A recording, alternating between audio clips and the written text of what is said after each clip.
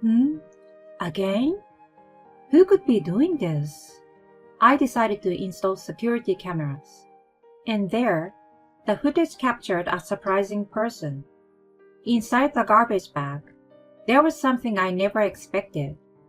My name is Samantha, a 32 years old office worker. Currently, I'm in a relationship with a man named Joel. We met through work. Joel used to come to the company I worked for frequently for business purposes. He was friendly and sociable, so he often talked to not only the assigned staff, but also other employees, including me. He even invited me and my colleagues to a drinking party. Through that drinking party, I exchanged contact information with him. He was very interesting, and even before we started dating, we exchanged messages almost every day. After that, we started going out for drinks together. He had a cheerful and lively personality, but when we were alone, he would become a bit more calm, and I found myself more and more attracted to him. And one day, he confessed his feelings to me. I want to date you with marriage in mind. I was extremely happy to hear that. The fact that he mentioned marriage as a consideration showed that he was serious about me. Of course, the answer was yes, and we started dating. Our relationship with Joel began, and it was a lot of fun. He knew various dating spots and came up with different date plans for me.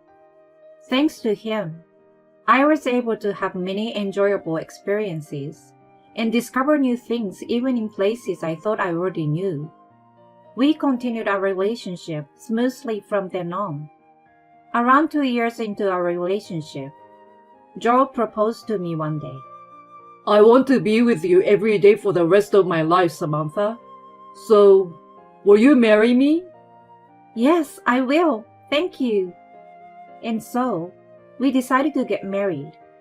I went with him to his parents' house. Nice to meet you. I'm Samantha. Hi. Good to finally meet you, Samantha.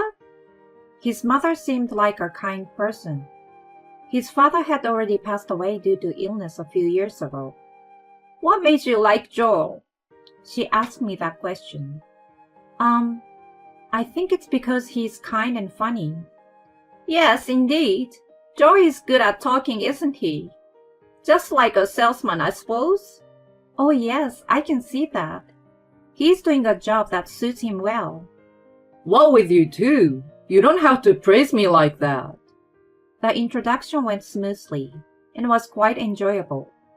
It seemed like I wouldn't have to worry much about issues with my mother-in-law after marrying Joel. Also, I didn't know this before, but my house and Joel's parents' house were very close to each other. If I had known it was this close, I would have come to visit earlier. Sorry about that. But if I had known that my girlfriend's parents' house was nearby, it would have made me a bit more conscious. Like, I should go and greet them, you know? Well, you have a point. I thought we could wait until we got married for things like that. That's why I brought it up now. I see. But once we are married, we can easily visit my mom whenever we want. That's a good thing, right? Yes, you're right. His mother was listening to our conversation with wide eyes. When you get married, won't you rent a new place? Are you going to live in Samantha's apartment together? Samantha's house is actually an inherited property from her late grandparents. Oh, I see. Actually, my parents passed away in an accident, and I was taken in by my grandparents and raised by them since I was young. Both of my grandparents have also passed away, so now I live alone in that spacious house. We've been discussing living together there once we are married. I see. I didn't know that. It's unfortunate about your parents. If you two have talked it over and made that decision, then it's fine.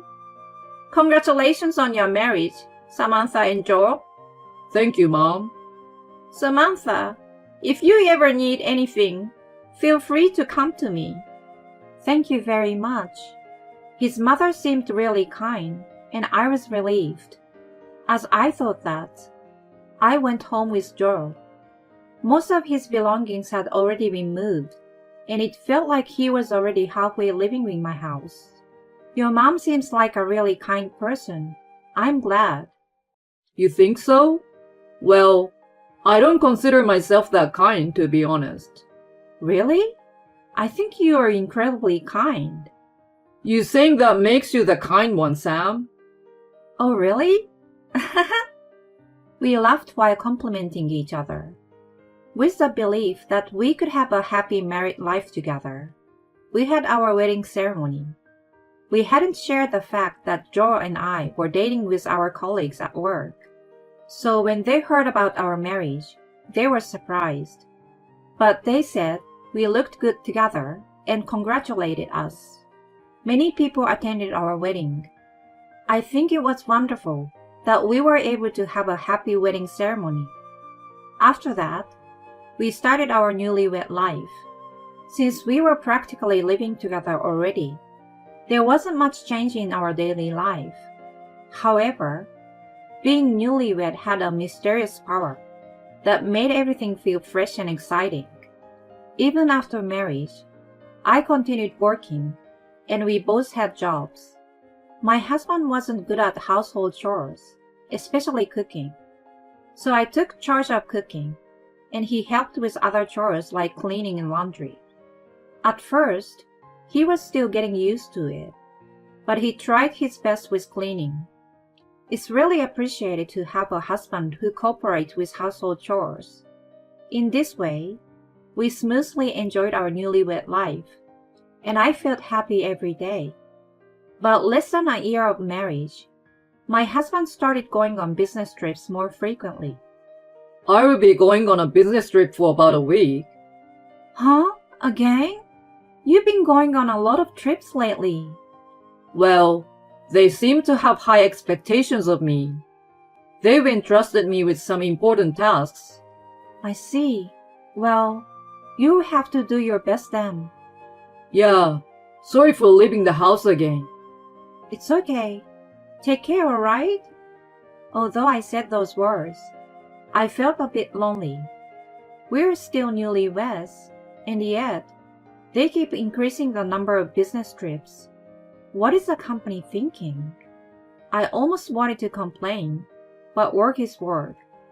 Besides, we might have children in the future, so it's important to have savings. So it's crucial for my husband to achieve results in his work. A few months later, my husband was given another long-term assignment. They want me to go on a business trip for about 3 months this time. Huh? 3 months? They want me to go and provide support from headquarters as they set up a new branch. That's a really important job. Yeah, they have high expectations of me. But 3 months will be tough. I'm sorry, Samantha. It's okay. But you will have weekends off, right? Can you come back on weekends? I'm not sure. It's in Nevada, so there are several layovers during the flight, and it might be difficult to come back every weekend. I see. Then let's video call each other. Yeah, that's a good idea. Let's do that. Afterwards, my husband went on a long-term business trip. I felt a bit lonely living alone. But then, a certain problem arose. Huh? What is this? When I returned home from work as usual, there were a large number of garbage bags placed in front of the entrance. I had no idea what was going on, but I couldn't just leave the garbage like that. Although it was creepy, I gathered them all and disposed of them at the garbage station. Seriously, who could be doing this? As I was thinking that, on another day, a large amount of garbage was again dumped in front of my house. Huh? Again? Ooh, what is going on? This is clearly some form of harassment. But I didn't know the purpose or the reason behind it. I considered reporting it to the police, but it could also be someone I know or neighbor. Thinking that way, I decided to investigate on my own. I decided to install security cameras. And there, to my surprise, I saw the person responsible. It turned out that it was my mother-in-law, who was dumping the large amount of garbage bags. Why would my mother-in-law do such a thing? From then on, the garbage was repeatedly dumped in the same manner, and it was always my mother-in-law. Why would she do something like this? I couldn't understand why my mother-in-law would engage in such harassment. I grabbed the garbage bags and immediately headed towards my mother-in-law. "Oh, Samantha, what's the matter?" What exactly is going on? Why are you dumping this garbage in front of my house?" "Well, it's for the purpose of harassing you." To my surprise, my mother-in-law boldly admitted to it. "Harassment? That's terrible." "Oh, stop being so annoying. I've never liked you from the start." "What do you mean you've never liked me? Have I done something to inconvenience or offend you? Why do I have to hear such things?" As I trembled with anger, my mother-in-law handed something to me. It was the screen of her smartphone. Huh? On the screen, there was a message that said, "Look inside the garbage bags." I was puzzled as I opened the garbage bags, and inside the bags, there was something I never expected to find. This is... "Samantha, that's enough. If you have time to bother me, go home." I followed her instructions and immediately returned home. Inside the garbage bags I saw, there were photos of my husband. My husband was having an affair. What my mother-in-law had put in the bag were evidence photos and copies of documents related to the affair. And she did all of that to make me aware of it. But why would she choose such a method? It bothered me, but I couldn't find an answer no matter how much I thought about it. First and foremost, I needed to prepare for a divorce from my husband. I immediately consulted a lawyer's office. The lawyer assured me that with this much evidence, there shouldn't be any problems. That gave me some temporary relief. Then, I received a sudden call from my husband. "Hello, Joel. What's up?" While surprised that he was calling me instead, I answered the phone. "Samantha, are you okay? I was just wondering if there was any conflict with my mother." I couldn't believe my ears. "Why?" Well, as long as there's nothing, it's fine." I stormed into my mother-in-law's house and confronted her, but I didn't tell my husband about it. Yet, why would he make such a phone call? Could it be related to my mother-in-law's roundabout ways of doing things? If she wanted to inform me about her son's affair, she could have directly told me. I had a hunch that something was going on, so I came up with a plan. Like my mother-in-law, I placed a garbage bag in front of my in-law's house. I put a note inside, specifying that I wanted to meet and talk directly, along with the location and date. I hoped that my mother-in-law would come. With that in mind, I waited at the cafe I had designated. And then, my mother-in-law appeared. "Samantha, you!" I had a feeling that something was going on. There are things that we can't talk about in each other's houses, right? Like being secretly watched by Joel. As I said that, my mother-in-law's face turned pale. "Please don't worry. Thanks to that, I've been able to proceed with preparations for divorcing him. So now, I want to help you." As I said that, my mother-in-law burst into tears. "I'm sorry, Samantha. I've been threatened by that kid." When I heard the details, I was shocked. Apparently, my mother-in-law found out about the affair before I did.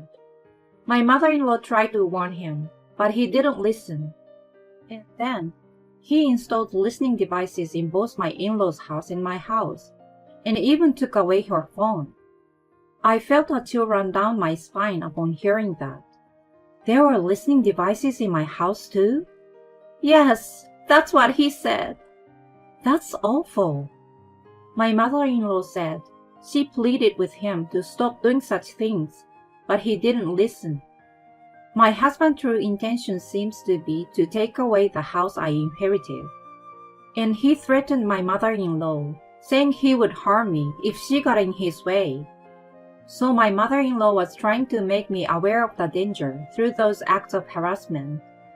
I can't believe Joe would do such a thing. It seems that he plans to take ownership of the house and then kick you out to live with another woman. What? That's so heartless. I was filled with anger.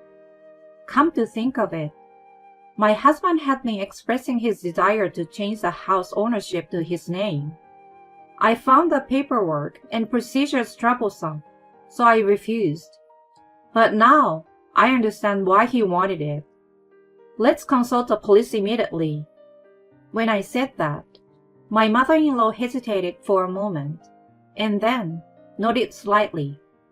We went to the police station and explained the presence of listening devices and the content my mother-in-law was told by my husband.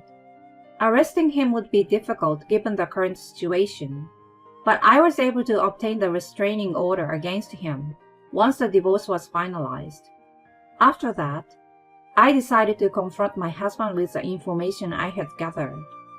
Joel, can we have a video call right now? I sent a message to my husband, who claimed to be on a business trip during a certain holiday. But as expected, he said he couldn't do a video call. Why? It's a day off, so you can spare a little time, right? Sorry, I'm meeting someone related to work, so I can't do it. I messaged my husband, pretending to be oblivious. So, I saw you sitting at Divine Cafe with a woman I don't know? Immediately my husband called me. Samantha, what are you talking about? He sounded flustered, standing up and looking around anxiously. I sent him a photo. It was a picture of my husband happily chatting with his affair partner at the cafe. See? I'm telling you that I saw you guys. I was surprised when I saw you there by chance while I was going shopping. I mean, you were supposed to be on a business trip to Nevada, but here you are in a neighboring town with an unknown woman.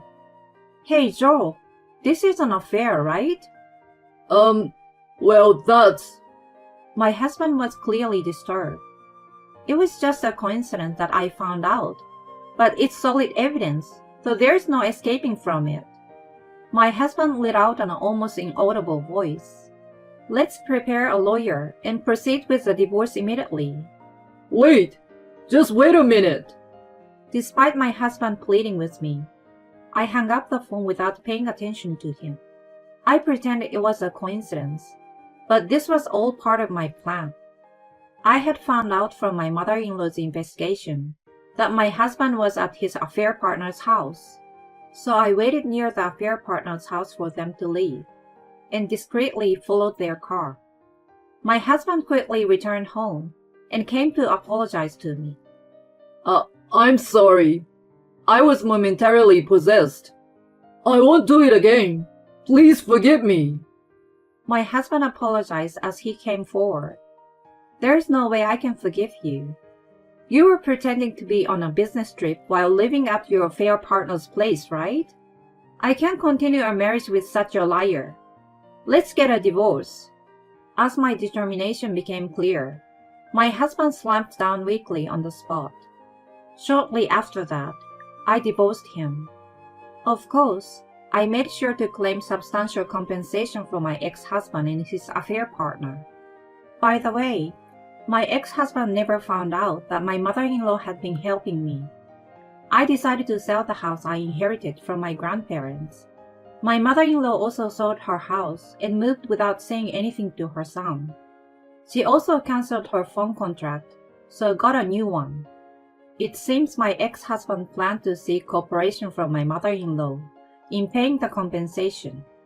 But when he realized she had already moved, and he became quite panicked. He contacted me multiple times, desperately begging for forgiveness. However, I made sure to secure a promise from him to pay the compensation, even if it wasn't in installments. If there was any delay in payment, I made arrangements to have his salary garnished. It appears my ex-husband was eventually abandoned by his affair partner. In the end, he not only failed to acquire the house, but also faced the decision to pay compensation. Currently, he lives a lonely life, shuttling between work and a cheap apartment, with most of his salary dedicated to paying the compensation.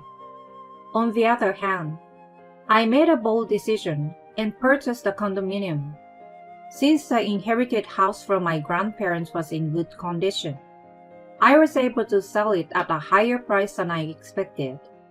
I plan to focus on my work and increase my own income, aiming to build my assets and secure a comfortable future.